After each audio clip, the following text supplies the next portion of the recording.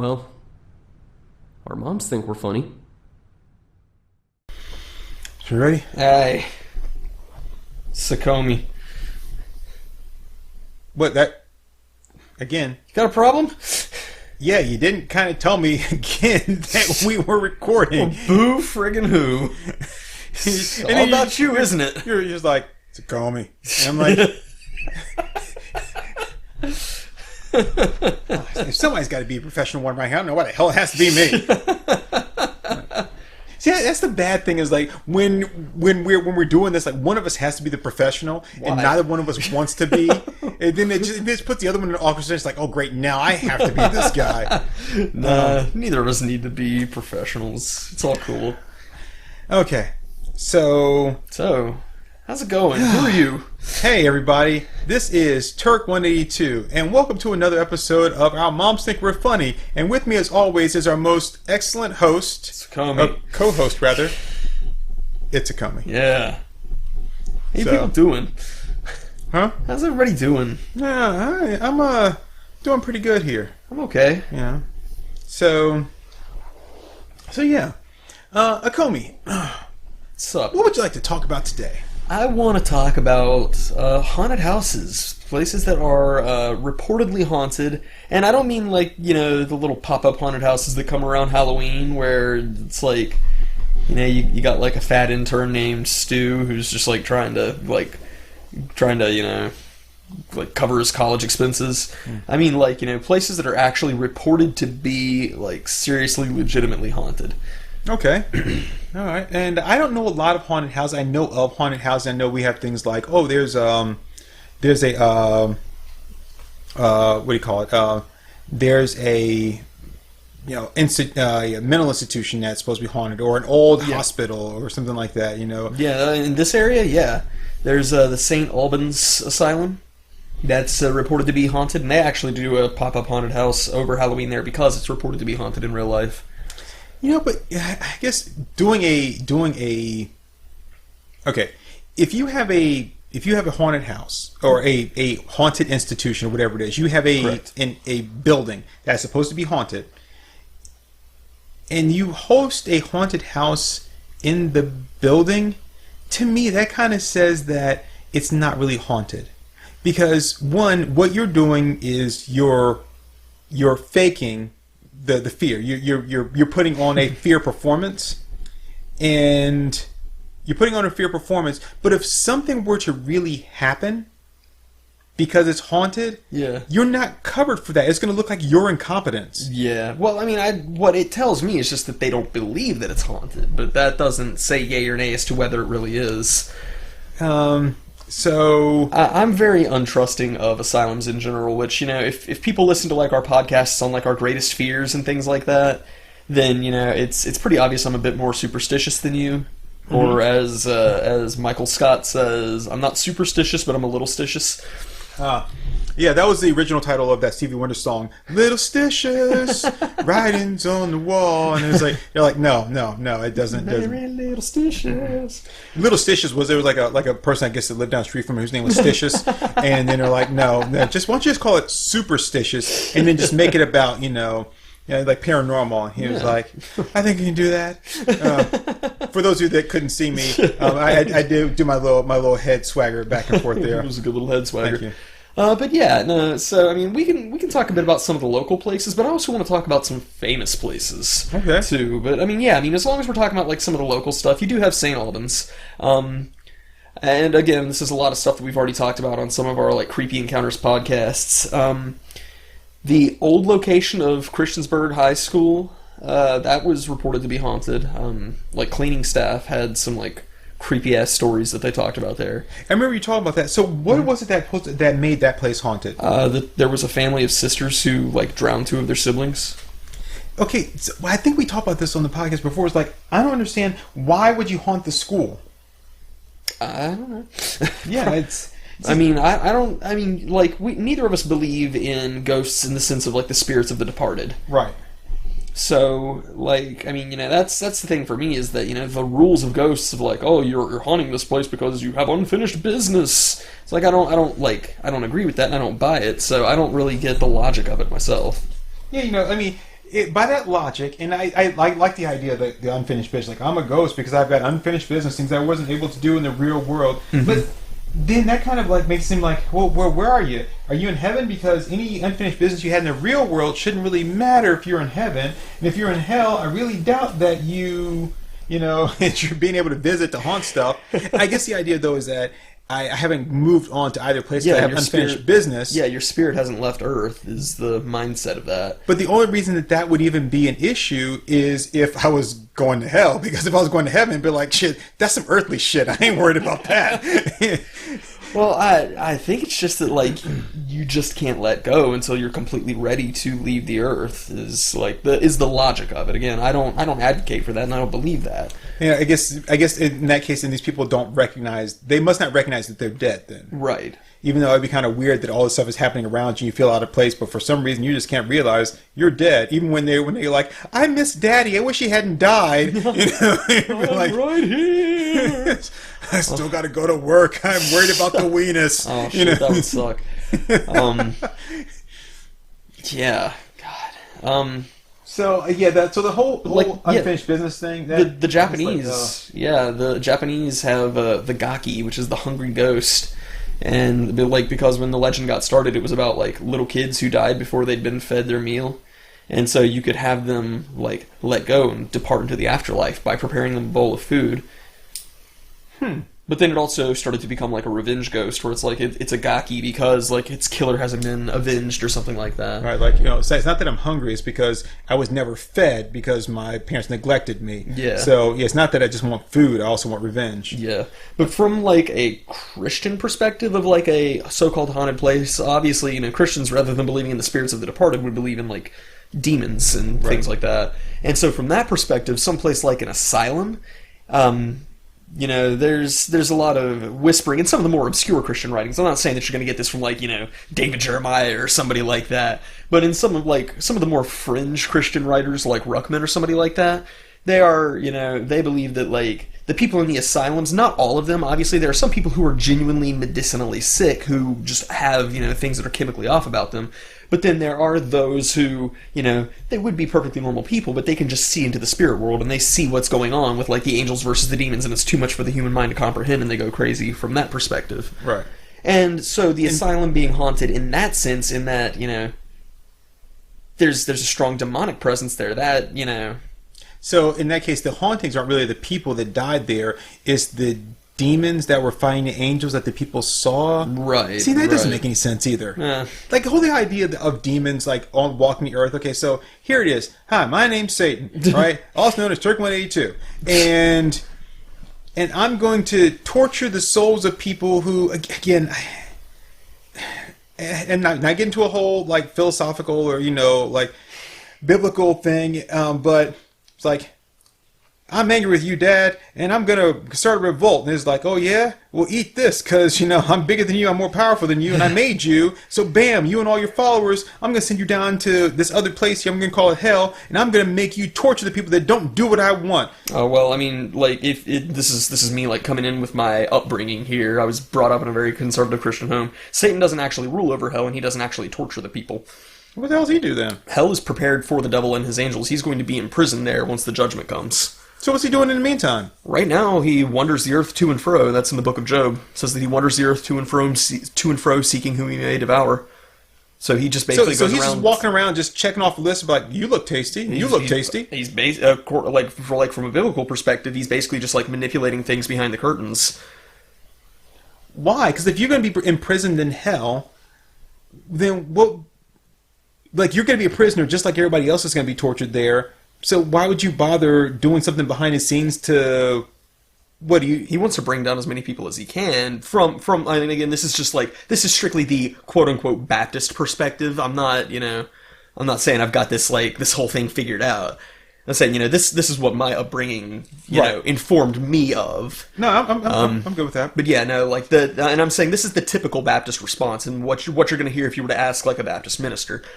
The response would be, he's aware that this is where he's going to wind up.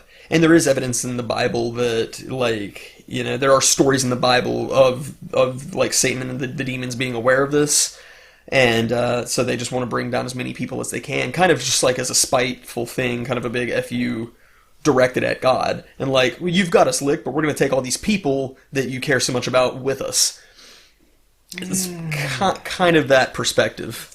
Sorry, that just seems really, really, really, really stupid. Because, like, all these people here, well... Because in the end, if God didn't want any of them to go to hell, he would just be like, no. I'll let you have your fun, but guess what? No, I'm actually going to let any of them go to hell. That's a big philosophical debate. The philosophical problem is called the problem of hell. Because you have the issue of why would a temporal sin be worth an eternity in hell? I mean, it's been a big, big argument. And that's why you have certain small sects of Christianity that believe in universal reconciliation. So I'm like, this was supposed to be about haunted locations. This wasn't supposed to be a discussion on Christianity. But I'm getting to that because, like, the whole idea of, like, for a haunted house, like, what is haunting the house?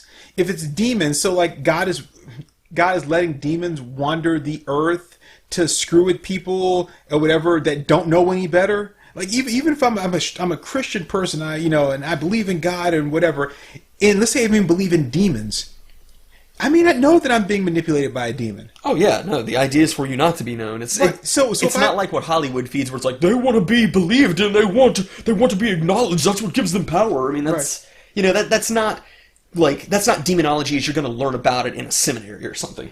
So if I were to fall prey to one because I don't know any better, how am I like, that'd be like me giving somebody like an algebra test that never studied algebra and be like, all right, now your entire school grade depends on this thing I never warned you about or never prepared you for. Now take the test. And it's like, oh, you failed? That sucks to be you. I mean, that doesn't seem right at all. Yeah, no, and I'm not pretending to have the answers here because, I think that there's a lot of stuff up in the air as far as like the universal reconciliation versus the problem of hell versus like, here's what the Catholics believed for, 2,000 years versus here's what like the Anabaptist community believed for thousands of years. There's just too much and it's not as cut and dry as people would like to believe.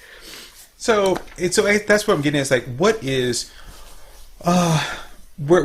haunting these places? Is it a vengeful spirit? Is it a vengeful spirit like, I'm so mad that I died, it wasn't fair because I had so much life I still had to live and now it's been taken away from me and I'm just angry. Yeah. So the idea or the concept of here's a person who died some kind of a death and maybe they had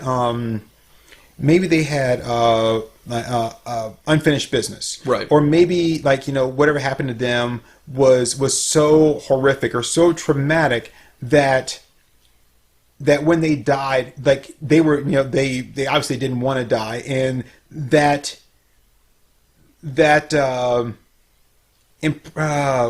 spiritual impression just kind of like who they weren't there anymore. It was just that overwhelming sense of unfinished business or anger or whatever it was is now occupying that space, right? And it's taking them over to where they're not kind of like almost in like a sense where zombies are like, oh, I have this hunger, like all of my natural senses are all gone. Right. I just have this hunger or whatever. So it's like that, like who I am, my personality, who I was as a person is now gone. Only thing that's left is whatever that burning desire was. Either the anger I felt at being, murdered or dying, or right. The unfinished business I had because I really wanted to do this all my life. This is what I wanted to do, and now I don't have that. I can't do that. Right. So like basically like psychic reverberations, that kind of thing. That I can be behind, but like the whole demon thing, like why that doesn't really make any sense. 'Cause it's important to me to find out before our conversation to like what is it that's haunting these places, because I've heard different things,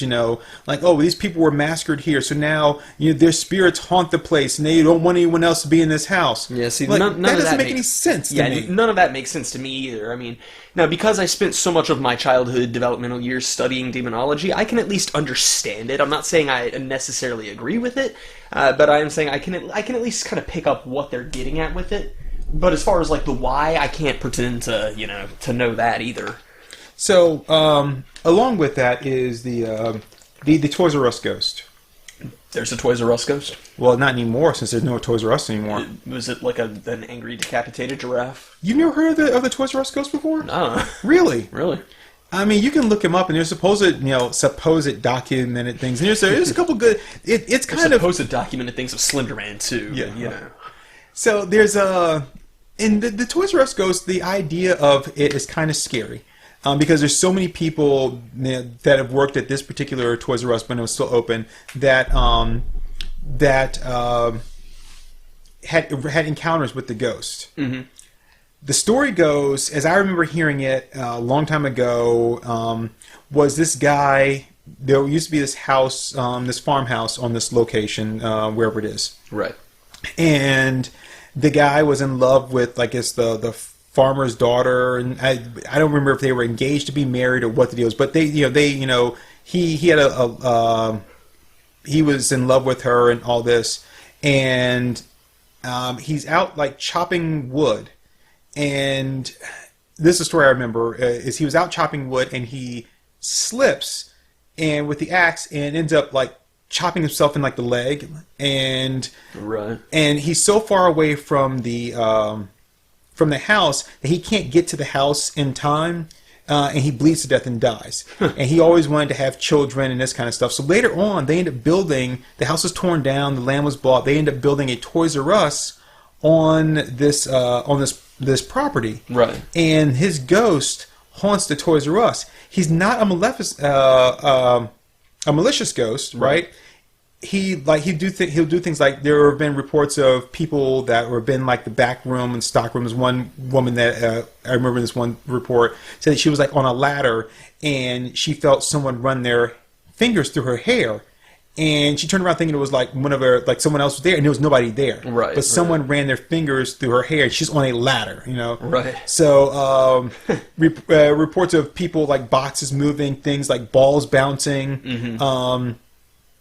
And one story was that there was a manager that was locking up one night, and they had locked up, and they locked the doors and all that, and they were going to leave, and they heard a noise inside. After they had locked up, I guess looked in, they heard a noise inside and thought that maybe there was still another employee in there that they had just maybe like locked in by accident. Right. So they went back and they opened the door up and went back inside, and they went in, and there was one of the model train sets had been set up and was running in the aisle of the store. Oh wow. And some people wouldn't work like after dark or wouldn't work alone, just because, not that they ever did anything to them. They'd be like, they didn't like push them or whatever, but they said toys would play with themselves and that sort of stuff. Right.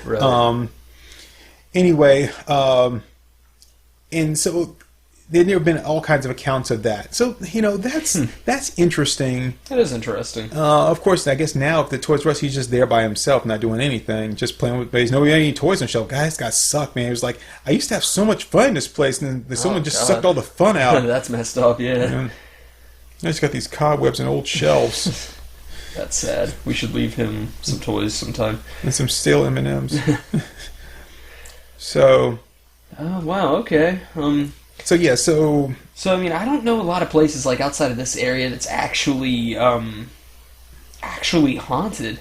Now, of course, I am familiar with the occult museum that belonged to Ed and Lorraine Warren, because they were apparently real life demonologists. Oh yeah, the people from the whatever those movies are. The Conjuring. Yeah. Yeah, and yes, and Annabelle and all that stuff. Yeah. So let me ask you, Uh-huh. Do you believe them? I haven't studied their accounts enough to really be able to say. Because, again, I'm a little more stitious than you. But they're supposed to be demonologists, right? They are supposedly demonologists. And they were supposed to, I guess, like, drive the spirits away. Mm-hmm. And how were they doing that? Apparently they were following, and this is why I kind of have some beef with saying I believe them. They were apparently following the process laid out in the Catholic books on exorcism. Because there are like specific like quote unquote rituals and prayers and stuff that you follow to perform exorcisms from a Catholic perspective. But I have my own set of issues with that. that goes back to what I was saying before of like, because they're also like they weren't official members of the church, but they were recognized by the Catholic Church.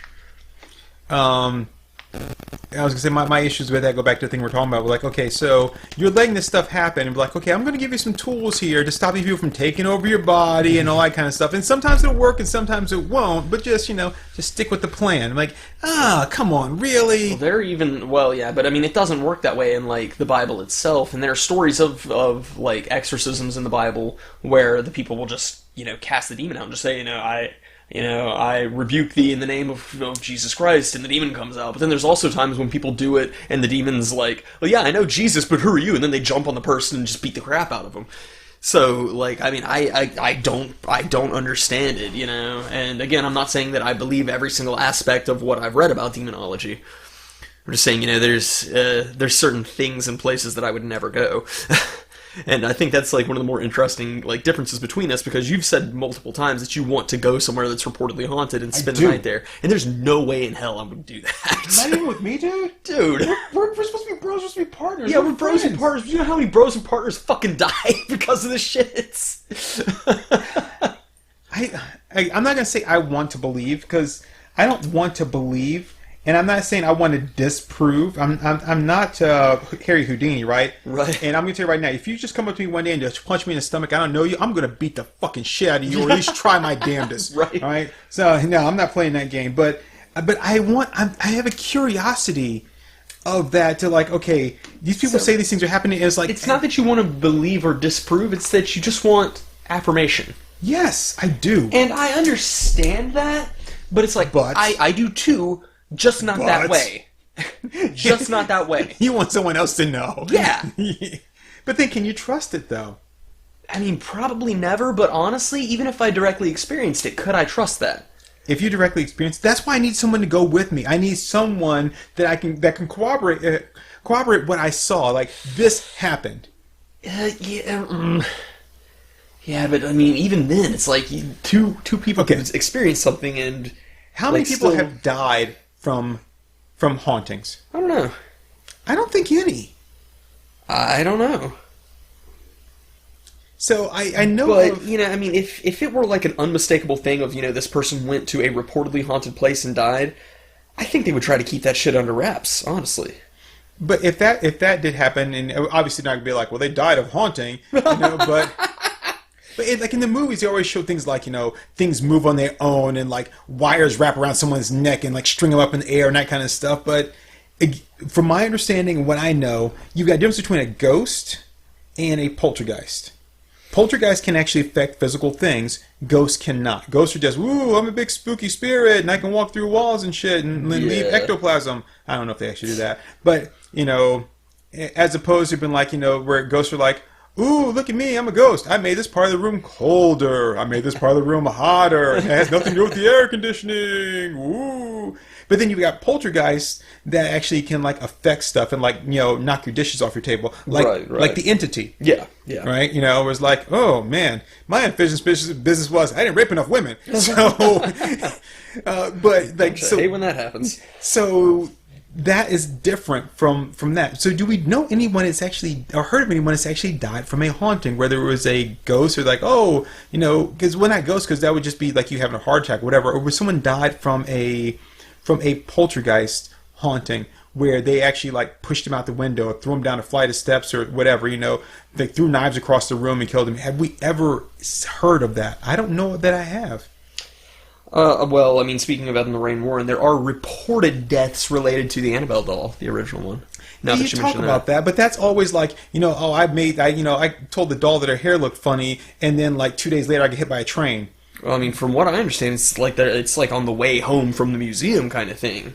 Like there was a guy who I think he took a picture without like following Ed and Lorraine's instructions, and like he wiped out on his motorcycle on the way back, which yes, could be a coincidence. I'm not saying that it couldn't be.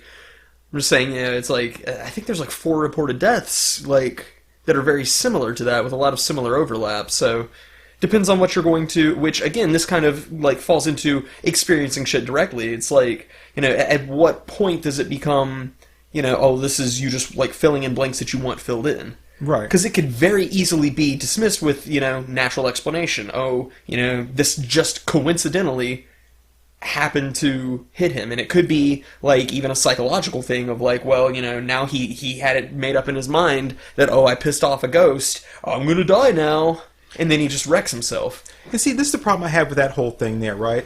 With the whole, like, Ed and Lorraine, well, not the Ed and Lorraine one, but with, like, the, what do you call it, the, Annabelle thing. If this doll, because you said that we can't destroy the doll, we can't do this, we can't do that, right? The doll is basically a happy fun ball. Like, we can't do any of this stuff with the doll, right?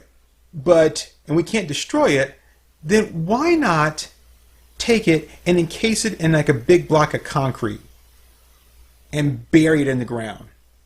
That's a good question. I feel Why like... put it on display so some asshole can take a picture of it and then wipe it on his motorcycle, or someone can taunt the doll and be like, "That doll looks stupid. Fuck you, doll," and then walk outside and get hit by a bolt of lightning. I mean, if that's the case, then you're inviting that because you haven't done the proper procedures. Like, now I'm going to make money off of someone's possible death because they don't believe, and they don't really have a good reason to believe except for you said so. Yeah. And you tell these stupid stories about a guy who wiped out on his motorcycle, another guy that got hit by a bolt of lightning after taunting the doll. Well, of course, human nature, I'm gonna say fuck you, doll, and I'm gonna moon the doll and everything. And that's why I don't want to go to haunted places with you.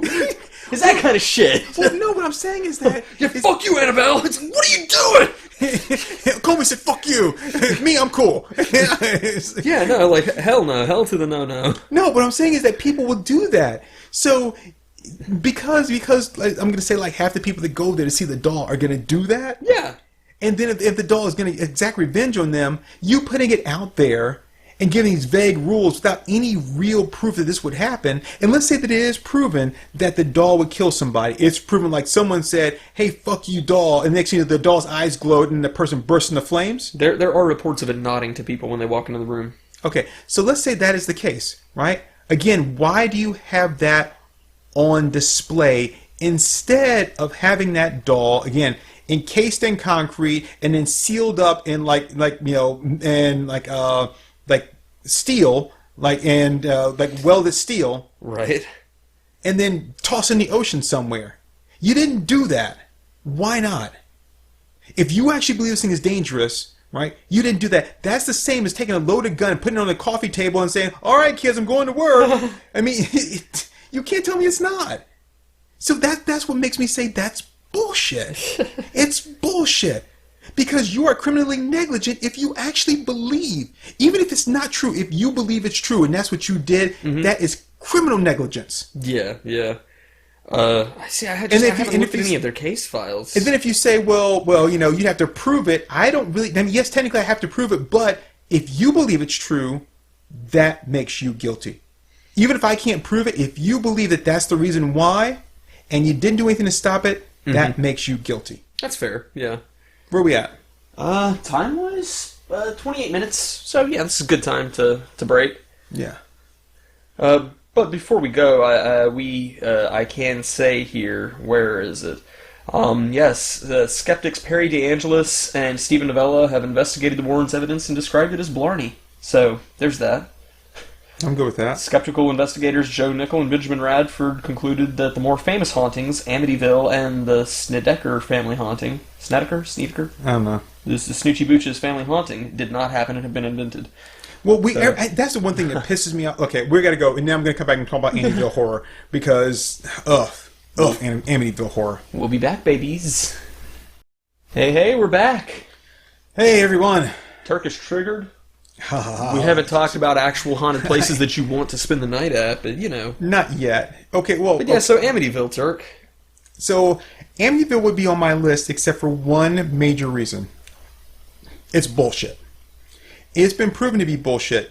And I hate the fact that it keeps being reported as being, it's a haunted house. It's not a fucking haunted house. No hauntings have ever taken place in there. There was a murder that took place in there. Right. So, the murder, as I remember it, from like some kind of like documentary type thing that I saw a long time ago. The murder, as I remember it, was this guy. There was a family, and they had this mother, father, and I think maybe 3 kids. I'm not familiar with the Amityville stuff. I think maybe it's either 3 or 4. Anyway, there was an older son. He was like 17 or something like that. He goes out drinking, leaves the bar and comes home and kills his family. Kills the mother, father, and all them.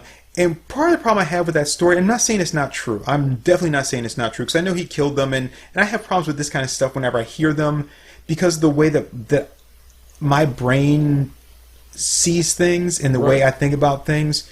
I'm a very, I don't want to say I'm a very factual guy. Like, everything has to be factual, but my brain takes things and it looks at it and it's like, okay, well, what about this? What about this? What about this? What about this? Right? And if something stands out and it doesn't, I can't fit it into a place, or I can't see where it makes sense in the bigger picture, then it just crawls. It just digs in. Right. And that's one of the things that I've tried to work on. So we were talking earlier about, like finding, knowing your faults and being able to say, okay, I'm gonna work through that. I recognize that this is like a fault of mine, and I'm gonna try to do better with that.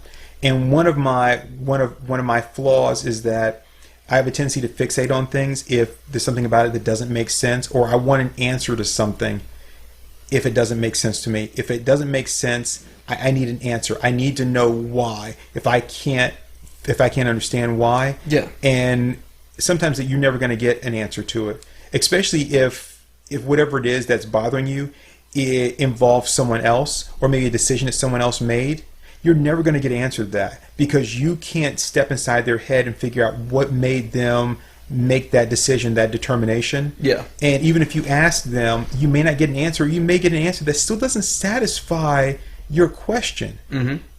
And so you have to learn to let that go. And that's something I have a hard time with. And I've tried to work on that. And it's weird because I can be really dismissive of some things, and then other things I can't. Right. But that's something that I'm trying to learn to work through. The thing is, I think it's impossible to come into something like this completely open-minded. I think you're going to have some kind of predetermined conclusion, whether it's real, whether it's fake. Right. Either I come into it already believing. Right. And then everything I see is going to just confirm that belief, right, and validate it, or I'm going to come into it not believing. Right. It's like you are either a hardened skeptic or you are a believer to some extent. And I don't think it's possible to walk into a situation like that completely neutral.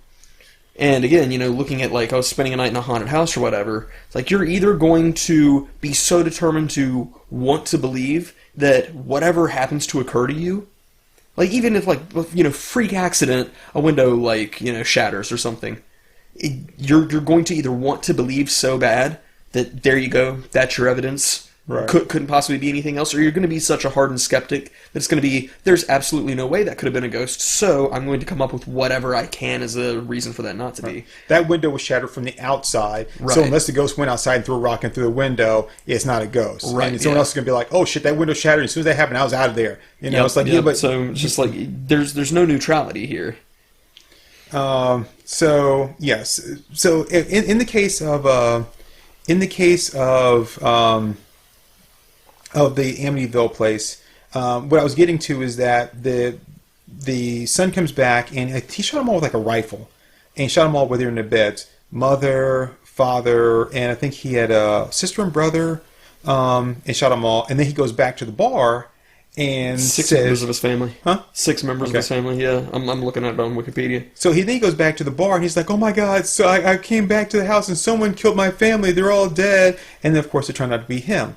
So but the problem I have is that they were all killed in their beds. They were all still laying in their beds. Mm-hmm. So when gunshots go off, especially inside the house from a rifle, you're not going to sleep through that. Now, apparently they slept through it. I think he killed the family first, the mother and father first. But I'm like, you don't sleep through that. Someone should have been shot in the hallway. Someone should have been shot in the closet. But it doesn't seem like that happened. They were all lying in their beds.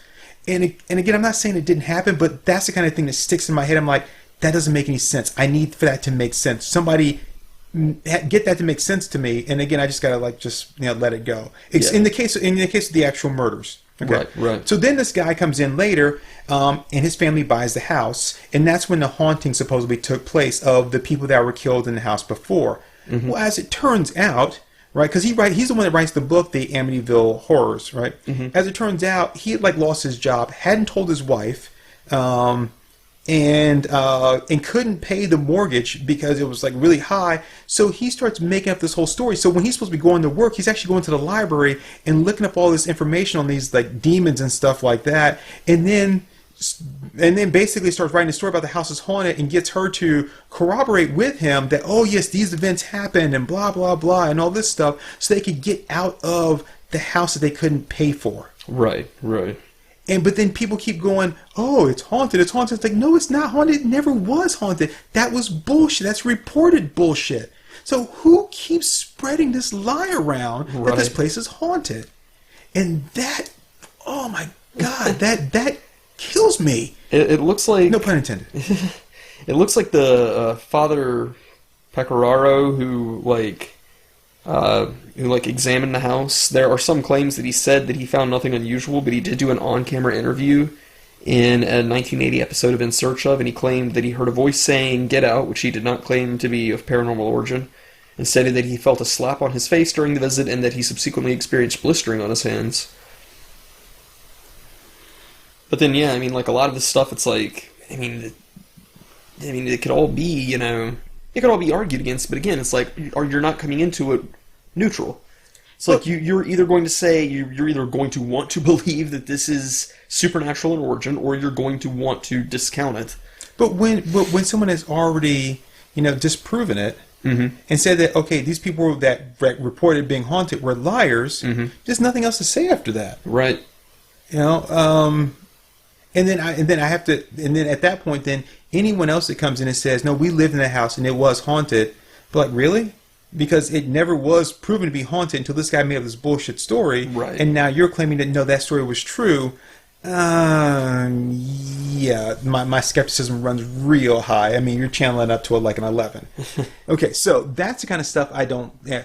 The Toys R Us ghosts, I don't know if that's true. The stories that people have told, this is not just like one group of people. This is like over the like the run of the store, going back to like, I think the 80s is when I first heard about it. Yeah. Going back from the 80s to like, I guess up to, a couple of years back or whatever, there were these stories, and it wasn't like a constant thing, but there would be these stories of this kind of stuff, right? Okay, so I'm not saying I believe, but that one intrigues me. Some of the others intrigue me. It's just that I need to, like the story of the entity, that intrigues me. Begin, even with the book and all that kind of stuff, there's no documented proof to say that, okay, yes, people came in, we did see this, we saw something attack this person or do this, we saw these things go flying across the room after we said, hey, ghost, throw this thing across the room, that kind of stuff. Right, yeah. I think in the movie The Entity, they recreate her house in like this, and I'm not sure how true this is, I'm sure it's really far from the truth, but in the movie The Entity, I remember they recreate like her house in this like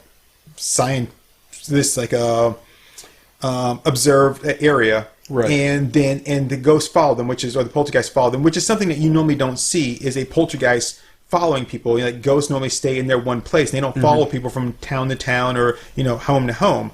So if they're doing that, then that's unusual, right? Especially if the spirits are supposed to be bound and all that kind of stuff. Okay, again, whatever.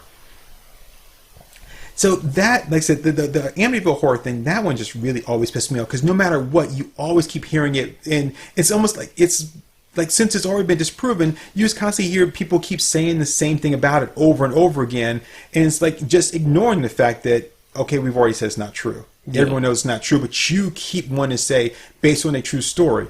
It's like, but you can't say that. Not that we're going to sue you for being a liar, but you can't say that. You can't say that.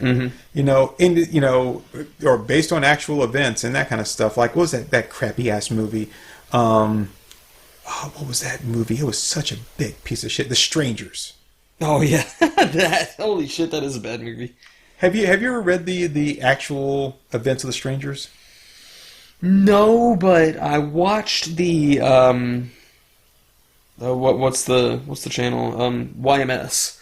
I watched the YMS review of the film, and he talked about the actual occurrence, which was there was no actual occurrence. And in this guy's like town or whatever, at one point there was reports of people ringing people's doorbells. Yep. And then like standing outside, and that was it. They didn't threaten anybody or nothing. Yep. And then that was it. And then he's like, based on actual events. There were no actual events. There was nothing there. I mean, if that's the case, you can say anything was based on actual events. My doorbell's been ringing in the middle of the night for no reason. There's nobody there. I could write a whole fucking horror story about that and say there were ghosts doing it. You should. And say based on actual events. But I have nothing to prove that there was anything to it except for the only thing that happened was my doorbell rang in the middle of the night. And I think I know why.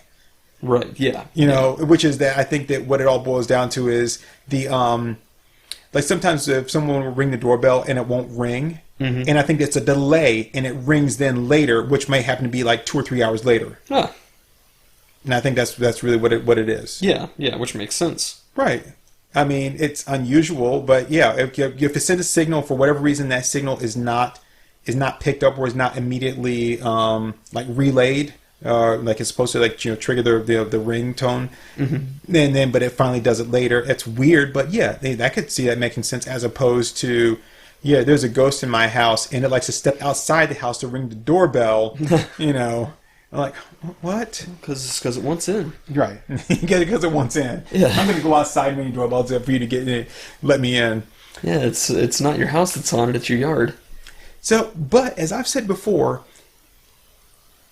If I saw something and I couldn't explain it, like, okay, we're sitting there and we're in a room and it's supposed haunted house. And let's say that we're in like the basement. Right. And there's no fans in the basement. There's no vents because it's a basement, right? It's the place where you don't want to have a fight. Right. And we're there and then there's some papers and the papers start blowing around all on their own. And I'm like, okay. And I don't feel any wind. There's nothing like blowing. My clothes aren't moving. My hair's not moving. But these papers are moving all around their own. And it's not like, they're just paper. There's no like magnetic fibers in them or something like that. It's not being manipulated in any way. Now I have to say, that's some spooky ass shit. I would say that's spooky ass shit, but I would still be wanting to find a natural explanation for it. But that would be enough to say, whoa, if you are going to be in this place, you may not want to hang around in the basement at night by yourself, right? Even though all I did was see was some papers move, right? Right. That could be the warning. Okay, first thing we do is make some papers move. Right. You see, if you don't get the hint, then yeah. And that's the thing. It's like, yes, I would not go to that basement alone at night at that point either. But at the same time, I would also be thinking, there's probably something about this house or this place or that room that I just don't know. Okay. And there probably is a natural explanation for it. However, I'm not fond of the idea of taking that chance. And that's just my kind of thing of like, knowing my luck and knowing the way my life goes, that one time I decide, you know what, there's no such thing. I'm not going to take that chance. Come and fight me in the dark, ghosts. Well, that's when I'm going to get butt fucked by a ghost. And I don't want to experience that. Well, just wear shoulder pads. It didn't help Scorpion. Well, he wasn't wearing, his shoulder pads were not high enough. He was like kind of faking it, like no, I'm doing it. That goes back to the Warriors of the Wasteland Let's Watch we did, or was it the New Guardians? New Barbarians. New Barbarians, right? Barbarians, yes. Let's Watch we did, but okay. So again, how many people have died from a haunting? Have been killed by a haunting? Now, okay, granted, you'd be like, okay, yeah, I'm not going to do that, but I have more to lose than you do, because, I can see some shit that could turn my hair white. Yeah. But again, like, what is it they're going to do? Like, if I see some stuff, I'm going to admit I saw some stuff, right? Yeah. Now, the bad thing about that is right now I get to live my world of skepticism. Right. I live my world of skepticism and everything, like if I'm, there in the one house that I lived in, whenever I would open up the bathroom door, because the bathroom door was at the end of the hallway, and there were 2 bedrooms off to the side. Mm-hmm. So whenever I opened up the bathroom door, if I was looking down the hall, I would see a little beam of light, like a little dot of light, would kind of move across the wall. Yeah. And so I always thought, oh well, it's the door handle. So it had kind of like one of those like faux brass metal door handles. Yeah. And when I'm opening it up, there's the light. One day I turned off the light to the bathroom before I opened the door, and there was a small night light in the hallway. Right. And I still saw that little dot of light move across the wall. Mm-hmm. Okay, well, if it's either from the night light or from the bathroom light, and I'm thinking it's from the door handle because that's the only thing that's moving. Me opening the bathroom door up, so the reflection is what's gonna move that piece of light. Yeah. I turned off the night light and turned on the bathroom light, and I did it, and it's same thing. Same beam of light moved. Well, the light source is a different area, place now. So the beam of light cannot go in the same place. Mm-hmm. Happen every time. Well, almost every time. Right, right. That's unexplained. Yeah, yeah. Now, It's definitely weird. it's weird, but it didn't bother me. So, but here's the thing. If I do go someplace and I am, confronted with something that I can't explain, and I'm like, okay, that's some weird shit. Now, anytime something weird like that happens, my ghost radar is just going to start beeping like crazy. As where before I could just dismiss it, now I'm going to be like, maybe there's more to it. Yeah. And then that's going to make me a little bit more, fearful of any small thing that happens. Like, oh shit, I came up from upstairs and I was wearing socks and everything on the carpeted floor, and I touched the door and it shocked me. I think the ghost is trying to keep me out. Like, no, asshole. So that's my one concern. So part of me wants to know, but at the same time, if there is something out there, maybe I live better in my world of ignorance. Right. But I want to know because it... So I've pulled up some articles here on paranormal investigators who have died in the line of duty. Now, I don't know any of the shit. Okay. Yes, but please. I just Googled paranormal investigators who died. I will say, though, we are talking about investigators. Those are people who are sticking their big-ass, noses into things they shouldn't, as opposed to people who are just living in houses. But yes, go on. Yeah, but I mean, that's never going to show up in an official report, though. Oh, okay, this is the official report. Please continue. Fuck off, it's Wikipedia. Well, that's even more official. So you've got this, I have no idea how to pronounce his name. It's spelled Gaurav Tiwari. Oh, that guy? Yeah. He's dead? The CEO and founder of the Indian Paranormal Society. Oh, yeah. Let's see. I don't need to read his. I don't need to read all about his career. I don't care. He was found dead. He chased ghosts. He was found dead at his Dwarka home on 7 July. According to Delhi police, it was a case of asphyxiation. But several arguments against this theory were raised on social media and news networks. His body was found lying on his bathroom floor with a thin black line across his neck. According to his family, they heard a loud thud from his bathroom at around, 11 a.m. on Thursday. This is a really badly written article, but yes. It's got to be an Indian person who wrote it. It's just like English isn't their first language. Right.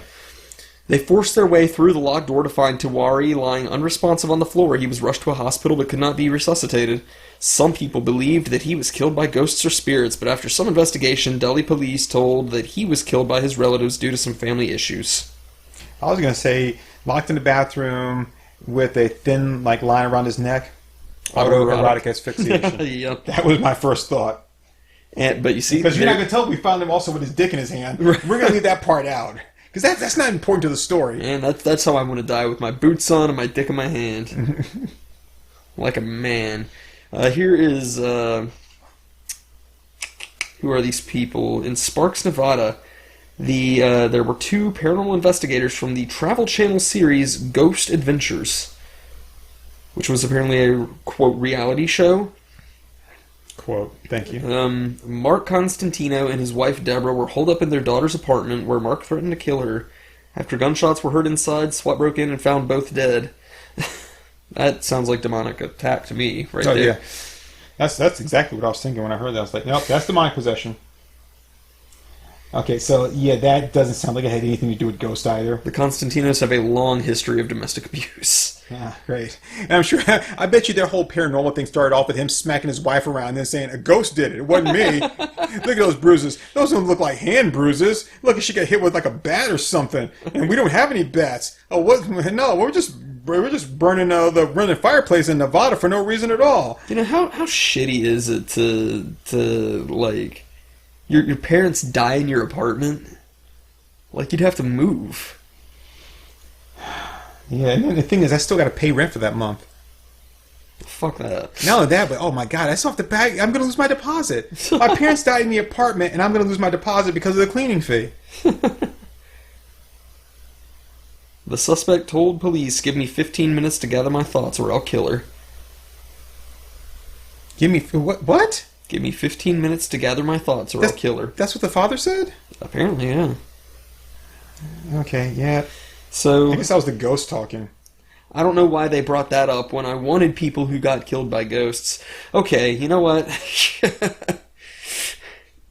People who died by haunting. Are you happy, Turk? Yeah, that's what I want. People who died by haunting. Because I'm sure that's going to show up on all the autopsy reports here.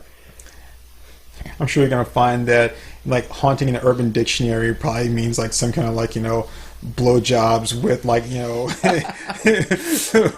with, like, so, like, sucking, like, a menthol, like, a throat lozenge. Okay, so we've got 15 haunting photos of people moments before their death. 17 haunting photos of people just before they died. Here's how many people who have gone missing or died at haunted Georgia Lake Lanier in 2019. There we go. It's a man-made lake built in the 1950s.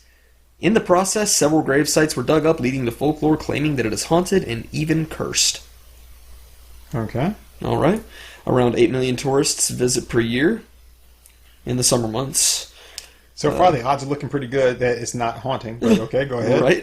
Because 8 million people, that's like 6 million assholes. Right? Way more than that.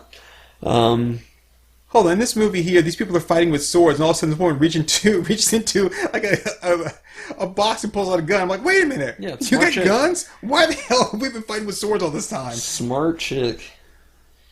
This summer, there have been a variety of reports at Lake Lanier.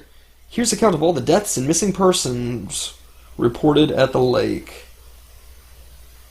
This is from Newsweek, so, Okay. For May 2019, on May 9th, 2 boaters went missing after a boat crash. The body of one boater was recovered, but the second body has not been found. I think the ghost ate his The body. ghost got that one. 2 adult men drowned in Lake Lanier on the weekend of May 29th. The deaths were unrelated.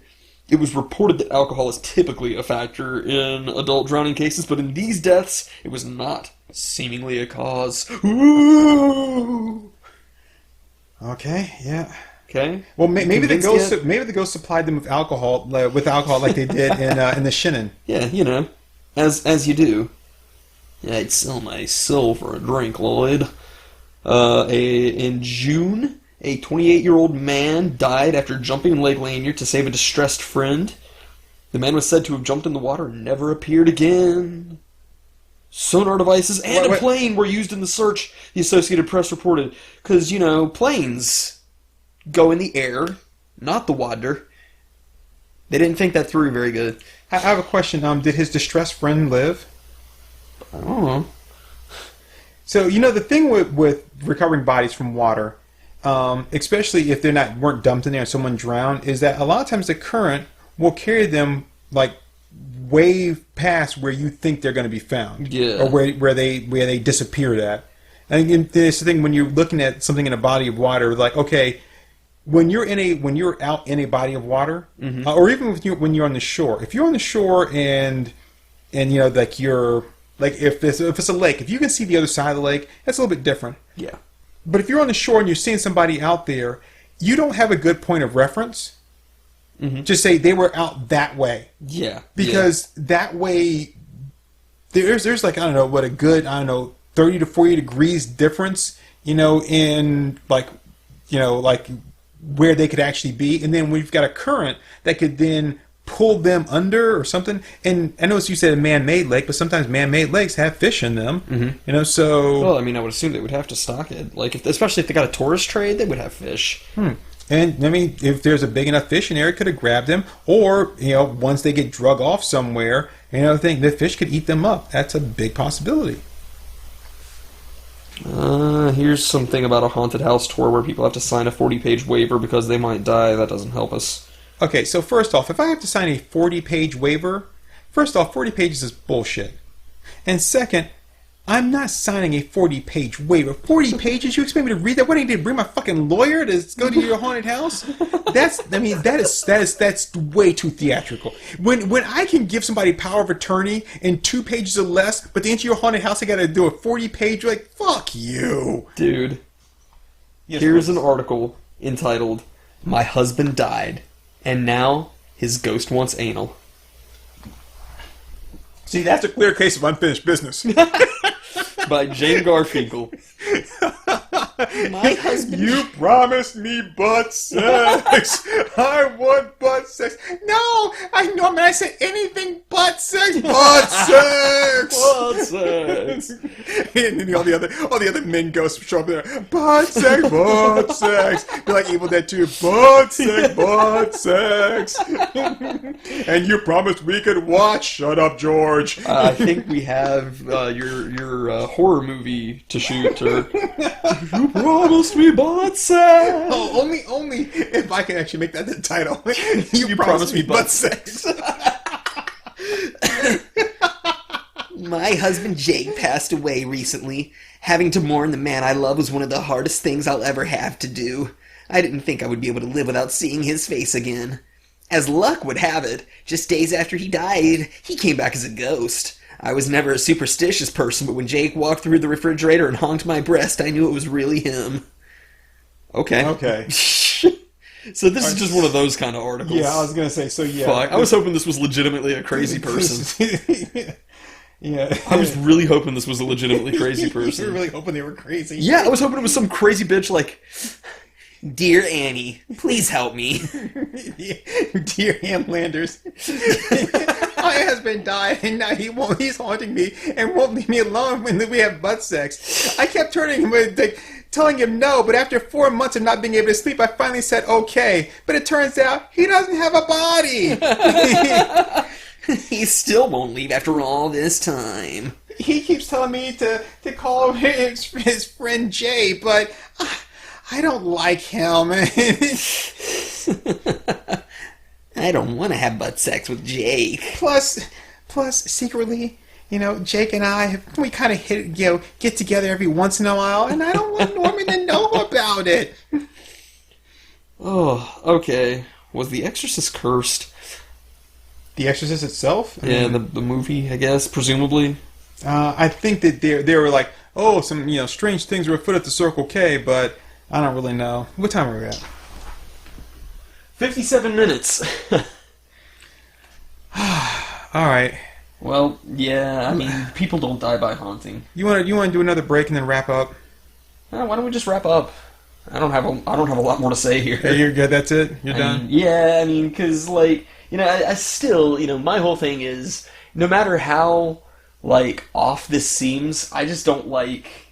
I just don't want to put myself in a thing, and we've talked about this, that, all it takes is for an asshole to catch wind that, oh, this person's, spending the night in a haunted house, and then you've got, actual human beings fucking with you. Right. It's there's just too much that could go wrong for too many reasons. I'm not into it, so, I mean, that's ultimately, the discussion I wanted to have. We went in a really different direction than I'd intended, which is cool. I really like that.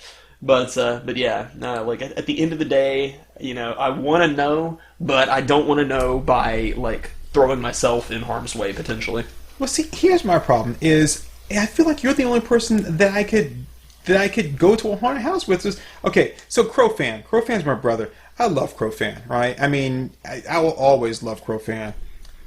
But I couldn't trust him in a situation like that. He, even knowing my whole purpose, right, he'd be like, this is an opportunity I can't pass up to fuck with Turk. And no matter what, be like, dude, don't do it. He'd be like, all right, but he would ruin the whole thing. And not because he's a jerk or anything, but he'd be like, I can't pass this opportunity up. I just can't. Yeah. Because he would be like, hey, there's no way you're ever going to do this again. So I've got you. It's like, you just have to. It's kind of like when we're having a serious conversation, trying to have a serious conversation, and it's like, we just can't help but just toss in a joke or right. or make fun of this one thing. It's like, we're trying to have serious, yeah, but I can't, I have to. So that's the same thing here. Was you're the person I know I could trust to be like, okay, I'm not going to screw with you. Oh, I'm not going to screw with you. Yeah, I would take it seriously. And that's why I think that you'll be the best person to help me out with this. But you just won't. Well, do you think Leroy Strongfeet would be a good one for it? I don't know if he would even do it. I don't think so, but I mean, I don't know. I feel like he would have enough respect for it to consider it. You think so? Yeah. Huh. I don't know. Now, like, whether he could, like, get away from life as it is, I don't know if, like, that could really work, but... Life always finds a way. I'm sorry, I said life always decides. That would be a sticky wicket. Yeah. I mean, just, like, that's the thing. It's like, it's like, I'd say the potential for, like, a place actually being haunted, like 1 in a billion. But that's just how my bad luck goes. That would be the billion? That would be the billionth time. Be like, I swear, if one more person comes to this haunted house going like, ooh, ghosts, I don't see anything, I'm just going to fucking kill them. Right, and then exactly. we go in there and I'm like, oh, so far, Acomi, I don't see anything with these ghosts. You'd be like, that's it. He didn't see who goes, he came close enough. He was like, so you're going to kill him? No, I'm going to kill the guy next to him. That'll show him. Killing him doesn't send him a message. It's like, we're not talking about a turd in the wind here about, I'm going to tell you all the things I'm going to do to you to teach you the message and then kill you. No, I'm going to teach you the message by delivering it on the other person. Yeah. And then, you would, like, rip my junk off and break my neck, and I would die horribly, and you'd come out of it okay. I'm not okay. I'd lose my podcast buddy. and a friend.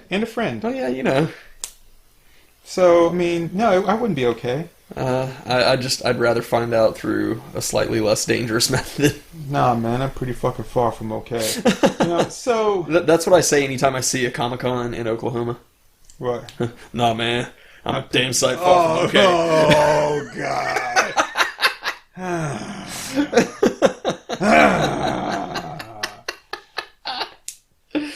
Woo!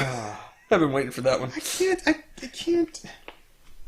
So that just means that I'm just always going to walk around being a skeptic, which I'm okay with, but I'm just saying, I'm putting it out there, but the only person... So if you guys really want to hear my true feelings on a haunted house and whether I think that such a thing exists and to go and find out for myself. Now, it is going to be a one-time experience, so even if the house is quote-unquote haunted, and if the house is haunted and it's proven to be haunted, but the time that we're there, nothing happens, I'm not doing another one. This is it. So you better, hold a seance, pull out your Ouija board or whatever, and be like, hey, these guys are coming and everything. Show them what you're really made of. Because otherwise, if I go there and nothing happens, then I'm just going to be like, hey, nothing happened, and be like, I don't believe.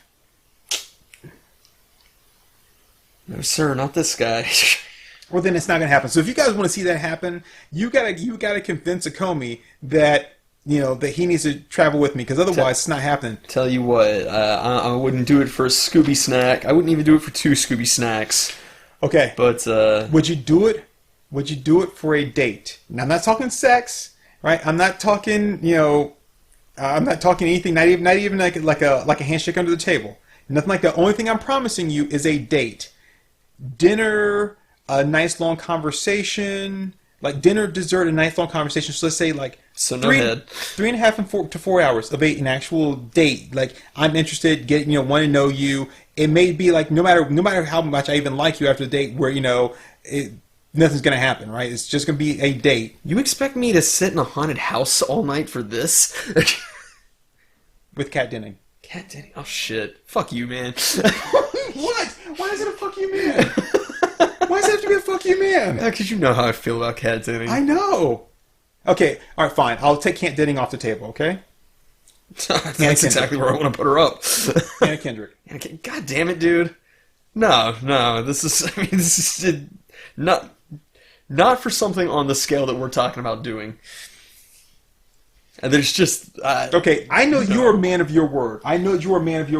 So what if it wasn't after the haunting, right? In case we don't make it out, right? Before the haunting. No. Before we go to the haunted place, you can have your date with either of them before? Nah. Still no. Nah. I mean, if we can like start a Kickstarter, and if I can walk out of this with like, I don't know, like $250,000, yeah, I'd consider it for that. $250,000. Yeah, because I mean, the chances of actually dying are low. It's just not low enough for me to do it for absolutely nothing. Okay, so I would say right now, $250,000 though, you don't get it until you don't get it beforehand. Sure. You don't get it beforehand. You only get it after. I'd live stream the entire experience for $250,000. Well, I mean, I kind of feel like we'd have to live stream it. Yeah. Because again, since I don't trust people, if something like odd happened or like someone's like screwing with me or whatever, I'd really want that to be out there. But like, okay, look, this is what happened. Right. You know, some jerk ass decided to do this, whatever, blah blah blah. But for $250,000, Yeah. that's a lot of money just to do this, man. That you wouldn't let it go. It'd have to be $250,000. I mean, I could probably be talked down a little bit from that, but yeah, that's the rough neighborhood we're shooting for here. Okay, well, $50,000. $50,000? That's too low. I mean, it's only like a year's salary. Where the fuck do you work? Apparently, I said that's wrong. like a year's salary. Yeah. It's like saying $100,000 is like a year's salary. It's like it. It's not close to it. It's like it. You didn't say 100,000. You said 50,000. Right, but I'm saying about 100,000 is like a year's salary too. If I multiply it by 4. I mean, why the hell do you think I'm doing this podcast? My life is horrible. It's like I don't make any money. So that's what it would take. I mean, 50,000 would definitely change my life, but like not. It wouldn't change it for like a long enough term. It would give you a brand new car. It could do that. It would give you a down payment on a nice house. It could do that too. I mean, 50,000. It's not a ton of money in this day and age, but it can be the start of something fantastic. It could. You know, I'd do it for 100,000. Yeah, you do it for 100,000. Yep. All right. So 100,000. So you heard it here first, folks. Now, the 100,000 is 100,000, not the 100,000 and the date. You don't get the date still. You know what? If you can show me some evidence that you could actually set up a date with either one of them, then we'll talk. So I got to do all the legwork and get them involved and get them on board just for you to then say, nah, it's still not enough. Then I look like the asshole. This is your thing, man. It's not my thing. I'm putting it out there for other people to be like, hey, look. You set up this whole premise of like, yeah, no, you can't make eye contact with them, you can't hold hands with them or anything. I didn't say. I was just saying that you're not. You can't sniff their perfume or whatever. No, you can sniff their perfume. I'm just saying that like you're not gonna get any kind of like you might get like a hug or maybe a kiss on the cheek or whatever. You know, like the whole like denial twist thing. Okay, like but yeah, but I mean the women you mentioned. Right. What I'm saying is like I want them to destroy me in all the best possible ways. What I'm saying is that like you're gonna get a date with them. Now, there's no promise of any kind of physical like anything afterwards. And understand that you may walk away from this whole thing with like, oh hey, no matter how charming you are, that it's more than likely gonna be just a one-time date. You know, like there's people that agree to like, oh yeah, will you take me to the prom? And it's like, sure, I'll go with you to prom. I understand that we're gonna dance a couple dances and that's gonna be it, and then I'm gonna leave and go home. So, man, that's pretty much it. That's what I'm saying. That there's no promise of anything else, and that more than likely, like I said, no matter how great of a time you have, let's just not forget that at the end of the day, they are actresses. Or I could do it for $250,000 and not be disappointed at all. You're just gonna throw that out there. All right. So, you know what though? When that money is gone, and that money will be gone, right? It'll be gone. But I'll use that money to ask both of them out on a date. Wow. I wouldn't even think about debasing them like that. To think that they would just be, I have $250,000. Now can we go on a date? No, not like that. I mean, that's not how I view them. Take them to a really nice restaurant. Buy them $2,050 worth of food. $250,000 worth of food. That's a lot of food, man. They make them sound like they're like oh, I'm so hungry. Now, if I had the opportunity, I would take them up to Glendale, take them for a really good meal. Is this some kind of a quote or reference that I'm... Yeah, it is. It is, okay. Okay. And you're not getting it. Bye, everybody. Which is so disappointing. I'm going to take you up to Glendale, take you for a really good meal. When our eyes did meet, girl, you know I was packing heat. We ain't wasting no time getting to know each other. You know the deal. Because you got the thing I just got to get with. I just got to get with you, and you know what I'm going to do. I want to get with you. Is this Marky Mark and the Funky Bunch? Girl, and your sister. Oh! I think her name is Deborah. God damn it. I had to sing a whole fucking verse for you to pick it up. Yeah. Mr. I Love Baby Driver. Yeah, I do. He just put me off, boys and girls. I did not. He's doing it again. Wait, put your fist down. I don't have psoriasis anymore. Oh, stop it, Acomi. Stop it. No, you gotta add in a really bad sound effect from the movie. From Neil Breen. You should pass me a note ahead of time. Why? You just would use the note to beat me. 3 times. 3 times in the past 5 years. So yeah, okay. You know, I wouldn't beat you if you didn't wear women's clothes, but I'm sorry. I don't consider a kilt to be women's clothes. Neither does Christian, but, you know, just look at him now. I was just talking to Earl Hypernova's brother. He says he's beaten him 3 times the past 5 years, but he just won't stop wearing women's clothes. You know, yeah, I'd say, yeah, I don't consider guilt. I think a kilt is basically considered like a gateway to cross-dressing. It's gateway women's clothes. Yes, a kilt is a gateway to cross-dressing. Yeah, it's not addicting or feminine or anything, but just sure enough, next thing you know, like, man, I just feel, you know, thigh-high fishnet stockings and stilettos. Or I could be Rick James. You ever seen the cover of Rick James' album where he's got those thigh-high leather boots on? Oh yeah. I'm just saying. And nobody makes fun of Rick James. Alright, so where are we at? We are at an hour and 11 minutes. No, I mean, where are we at in the podcast? Are we good? Are we done? Yeah. Are we done or are we finished? We're done. Okay. Alright, well, alright, thanks everybody. Like I said, I'd love to go into a haunted house, but unfortunately I'll be doing it by myself. All by myself. Okay, what about this? This is the last pitch I'm going to make to you. Okay. And don't say anything right now. Wow me. Just think it over. Okay. And then on the next podcast, we'll start it off with either your yes or no. Sure. We're there. Okay, close your eyes. Just want you to imagine this. Okay. Okay, we're there. Right. We're in the haunted house. Okay. Everything's been going okay. We've had a couple like weird things have happened, you know, and then all of a sudden a figure does like appear, like some takes on like a form or whatever. Okay. You can't really make out any feature, but there's a form there. Okay. Gotcha. And you're recording this, right? Live streaming the whole thing, right? And when it appears, I promise you that I will say, "Are you an angel?"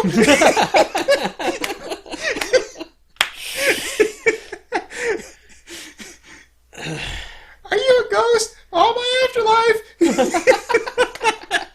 I'm not a ghost. I'm a person, and my name is Anakin. I thought maybe we'd worn that out, but no, that was still funny. Oh, I'm not a ghost. We'll never wear that out. People, if you don't like us making references to Child Anakin, you might as well find another goddamn podcast. Because Child Anakin is here to stay, baby. He's the best thing that's ever happened to the show. I have a question. Yeah. Last thing. All these hauntings and everything, I don't think I've ever heard of any black ghost. Like, even if you go to, like, the old plantation where they're like, you know, oh, sometimes you can hear the spirits, like, wandering around, stuff like that. You never hear about black ghosts haunting people. But, like, I mean, just be honest, with all the shit that's happened throughout, you know, the years of American stuff, and I know there's a lot of deaths and blah, blah, blah, you know, you never hear about a black ghost coming out with unfinished business like, I want my fucking freedom, you know? It's like, I'm not trying to help you with that. but, yo, brother, I'm free if that makes you feel any better. We got to the top of the mountain, you know, but... It's not February yet. I don't have to be on my best behavior. But I'm just saying, you never hear about any black ghosts. Yeah. It's always white people that die with unfinished business or with so much hate in their hearts or whatever, or blah, blah, blah. Well... And you never hear about a black person being possessed. Have you ever heard of a black possession case? No. Thank you. You know, I would assume that those evil spirits are just like, nope. Shit. Nope. Just like, and I thought I had it rough because I was a ghost. But them, those people, it's like, there's two people we don't possess: black people and Jewish people. It's like I already told you I don't want to go to hell. So I know I don't want you to experience the second thing of it. Like their lives are already rough, They're like, hey there, Pazuzu, Lord of the Air. How about that guy? And he's like, not touching that one. It's like, nope. I am Pazuzu. I have taken over this guy's form. You're a goddamn racist. Wait, no, this is what this is about. You damn racist ghost. You and your fucking demonic privilege. Fuck you, buddy. Is that what you think this is? No, I just, it's like, no, it's just, it's been an equal opportunity. I possess a lot of white people and men and women and girls, and I just thought, no. So you pick on women, is that it? Fuck you, buddy. Oh, and how long you been possessing white women and girls and men and everything? I've been doing this for over 1,000 years, and this is your first black person, huh? Oh, you just slumming now? It's like, I'm gonna leave. Oh, you damn right you're gonna leave. You possess women. Yeah, I guess you get their consent before you enter into them, right? Like, oh, no, that's not how this works. Okay, fuck you, buddy. Yeah. You're an awful person. Pazuzu. What is this? Is that demonic for Weinstein? I mean, I thought it was bad enough that you were a demon, but you're just a genuinely bad person. I don't want anything to do with you. I don't want any trouble. It's a little too late for that. I'm just going to leave. Well, you're going to leave. You're going to leave. Hey, flip my switch. You know what? They say don't cross the streams. We're across the streams, you motherfucker.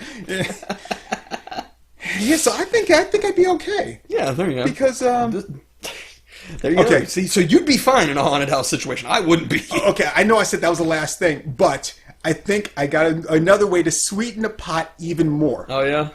Okay. Okay. Since we've already proven that black people are ghost resistant, right? We'll put you in blackface. Just like when it was in the 80s and it was cool and funny? Yes, exactly. I'll think about it. And I'll even get you a Jericho wig like Samuel L. Jackson from Pulp Fiction. Ooh. Okay, you know what? You just sold a brother a trip to a haunted house. Hell yeah! Oh, and I promise you, I'll say this: if we do encounter a ghost in the haunted house, I'm giving you a free pass to drop the N-word. I'm there. Like, oh, ninja!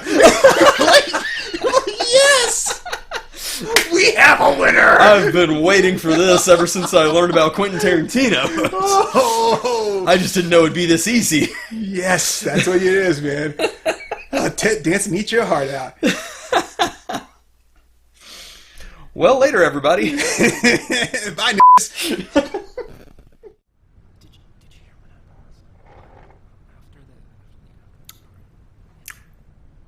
All right there, folks. That was Our Moms Think We're Funny.